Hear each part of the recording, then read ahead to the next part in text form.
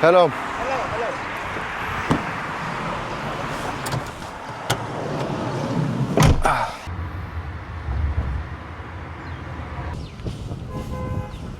J'y suis enfin à Chengdu, au centre de recherche des pandas, pour l'attraction principale du Sichuan et de la ville de Chengdu, la capitale de cette région. Il est 7h30, le parc va ouvrir très bientôt, il y a déjà beaucoup de monde.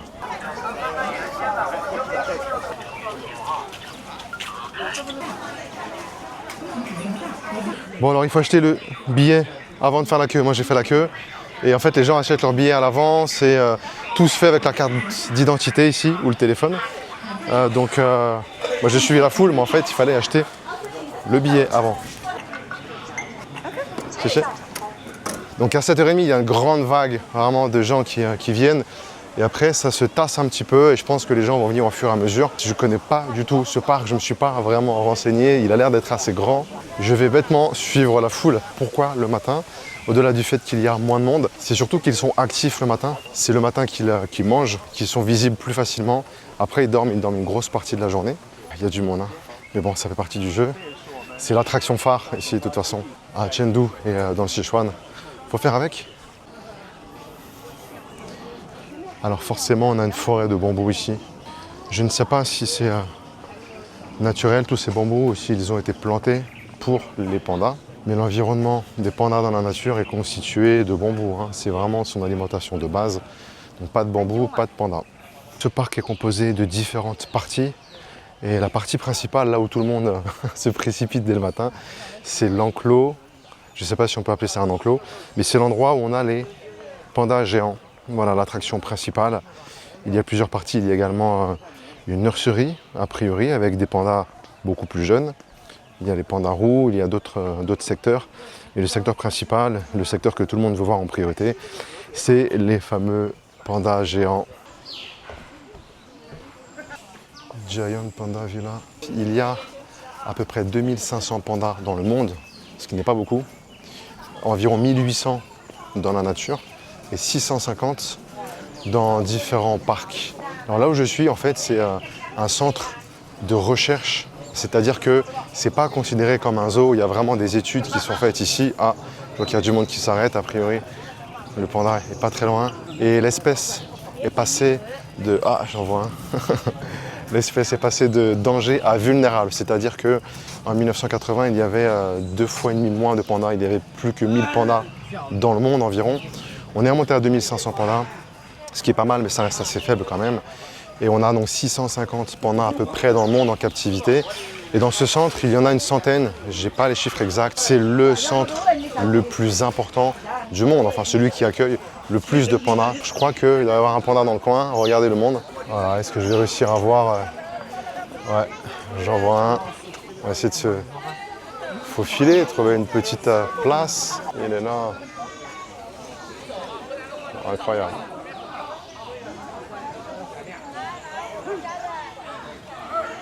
Alors on a plusieurs espaces, vous voyez numéro 4, numéro 3. Les pandas sont des espèces solitaires. Dans la nature, ils vivent tout seuls. Dans ce centre de recherche et de développement, ils ont reproduit le fait qu'ils vivent seuls pour ne pas qu'il y ait de conflits. Alors il peut y avoir des conflits, mais c'est assez rare entre les pandas dans la nature. C'est pendant la saison de reproduction.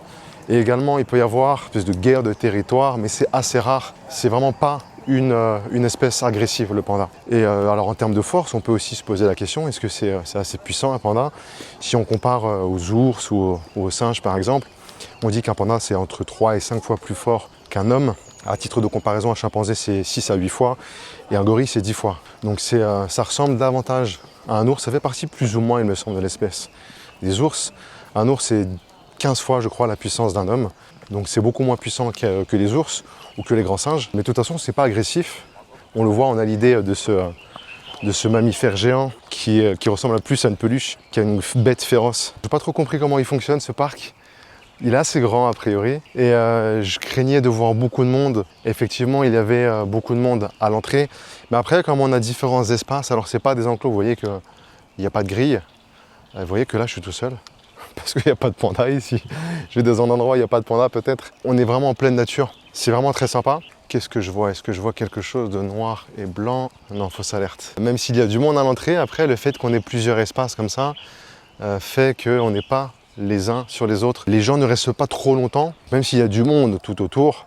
Vous attendez 2 minutes et les gens partent une fois qu'ils ont pris leurs photos, leurs petites vidéos, et vous pouvez sans problème vous approcher au maximum. Bon, à la recherche des pandas, je ne sais pas trop où je vais. En tout cas, c'est vraiment super agréable. Le cadre est génial. J'ai repéré quelque chose de blanc et de noir, et évidemment, ça ne peut être qu'un panda.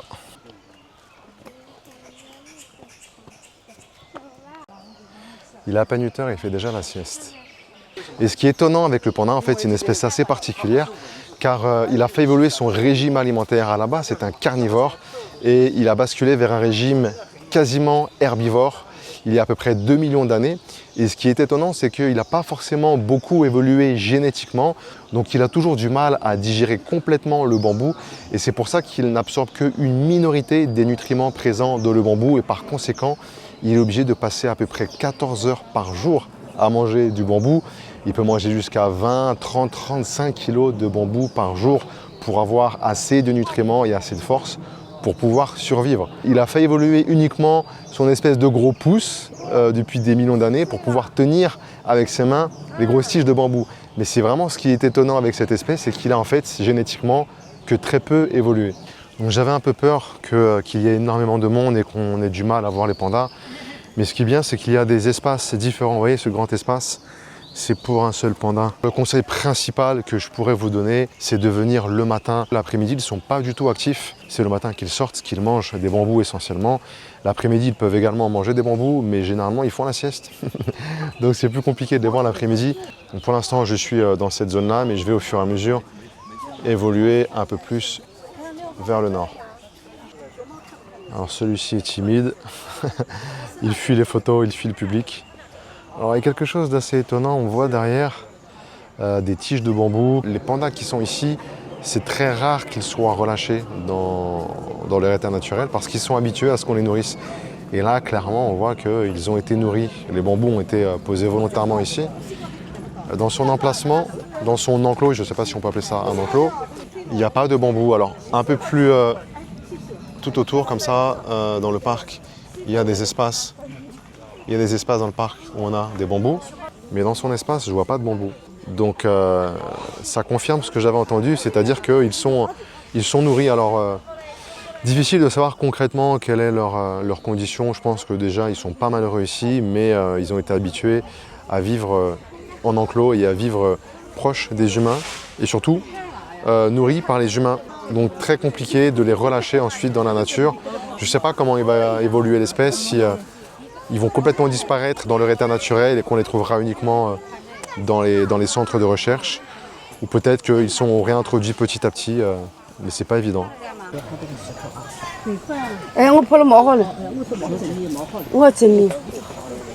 Dans cet espace juste derrière moi, on peut voir le panda roux. S'il veut bien sortir, c'est pas évident de l'avoir parce qu'il est petit. Et il est toujours en mouvement, contrairement au panda géant qui est sur place, posé à manger ses grosses tiges de bambou. Le panda roux, c'est une espèce vraiment à part. Il ressemble à un raton laveur, entre un raton laveur et un petit ourson. Et en fait, pourquoi est-ce qu'on l'associe au panda? C'est plutôt la question inverse. Pourquoi est-ce que le grand panda, on l'associe au panda roux? Parce qu'il faut savoir que c'est cette espèce, le panda roux, qui était appelé panda au tout début. Et ce sont les Européens, quand ils ont découvert le panda géant, qui ont décidé de l'appeler panda, parce qu'il avait le même régime alimentaire tout simplement que son cousin éloigné, le panda roux. Donc en fait, le panda originel, c'est le panda roux. Voilà, bon à savoir. Et le panda roux donc, se nourrit exclusivement de bambou également. Je l'ai aperçu, mais c'est plus compliqué parce qu'il se faufile un petit peu partout. Il est en mouvement, voilà, contrairement au panda géant. Donc. Je le guette, je le vois passer. Ah, il est juste là.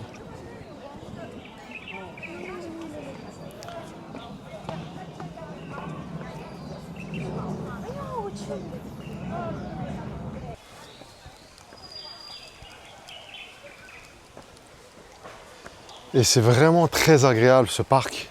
On est vraiment en pleine nature avec les pandas roux. Ils sont là.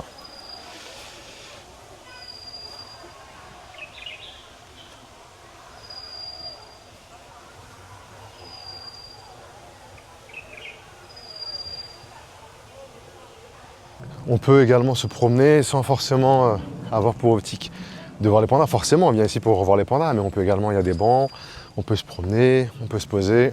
Et quand on s'éloigne des endroits où on a les pandas, eh bien c'est quasiment désert. Donc c'est vraiment très reposant.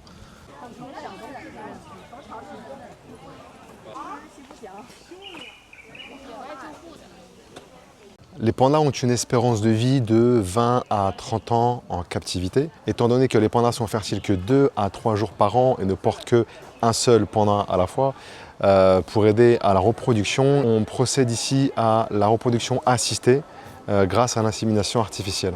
Alors ici c'est la nurserie, mais c'est pas la saison des petits, donc c'est vide actuellement.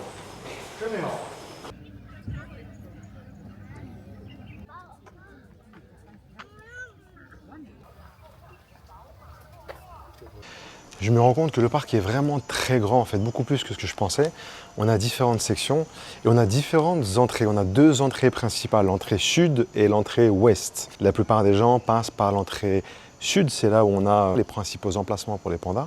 Là, je suis sur la partie ouest et on a encore des pandas et là, il n'y a personne en fait. Alors peut-être que c'est l'après-midi, il y a un gros panda derrière moi qui dort. Il est 12h30 et effectivement, c'est plus l'heure d'observer les pandas. C'est pour ça qu'il est important de venir le matin quand les pandas sont actifs. Et alors même si les pandas dorment, ça vaut vraiment le coup de venir quand même l'après-midi, de passer peut-être même la journée. Je pensais passer la demi-journée, mais a priori je vais passer la journée ici. C'est vraiment très agréable, très paisible et très joli. On a une petite douche ici, un petit plan d'eau. Et on a un autre panda qui dort un peu plus loin. Ah ça y est, il se réveille. Non, il se repositionne. Et il poursuit la sieste.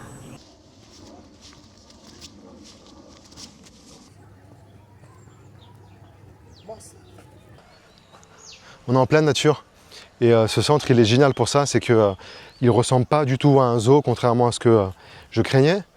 Les pandas ils sont a priori heureux d'après ce que j'ai pu voir. Et les visiteurs également, c'est une visite vraiment géniale ici à faire à Chengdu. Moi j'ai passé un excellent moment, ça fait 6 heures que je suis ici, j'ai beaucoup marché, j'ai pas totalement fini, il me reste encore un tout petit tour à faire. Mais en tout cas, je vais terminer ici cette vidéo. J'espère que vous avez apprécié, tout comme moi, la visite de ce parc et la découverte de cet emblème typique de la Chine. Si vous avez aimé la vidéo, n'oubliez pas de la liker et de vous abonner si ce n'est pas fait. Et moi, je vous dis à très bientôt pour de nouvelles aventures.